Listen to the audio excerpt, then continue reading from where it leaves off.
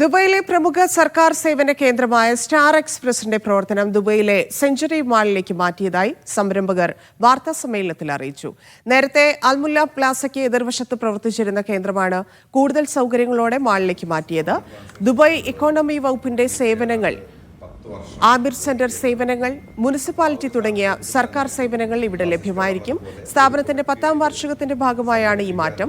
മാളിലെ സേവന കേന്ദ്രത്തിലെത്തുന്നവർക്ക് സൗജന്യ പാർക്കിംഗ് സേവനവും ഉറപ്പാക്കുമെന്ന് സിഇഒ ഷാനിദ് ആസിഫ് അലി, അബ്ദുൽ അസീസ് അയ്യൂർ തുടങ്ങിയവർ അറിയിച്ചു.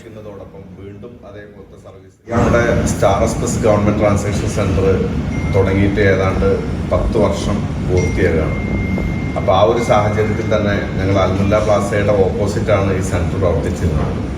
അവിടെ പ്രവർത്തിച്ചിരുന്നത് എക്കണോമിക് ഡിപ്പാർട്ട്മെൻറ്റ് മാത്രമാണ്.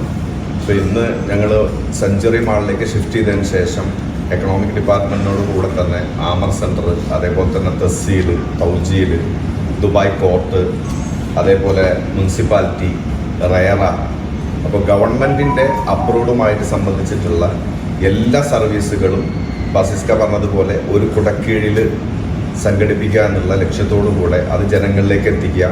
അതേപോലെ തന്നെ ഈ 9.25 വർഷത്തോളം ഞങ്ങളോട് സഹകരിച്ച എല്ലാ കസ്റ്റമേഴ്സിനും നന്ദി അറിയിക്കുന്നതോടൊപ്പം വീണ്ടും അതേപോലത്തെ സർവീസുകൾ ഞങ്ങളോട് സഹകരിക്കണമെന്ന് അഭ്യർത്ഥിക്കാനും കൂടെയാണ് ഞങ്ങൾ ഈ പ്രസ് മീറ്റ് സംഘടിപ്പിച്ചത്.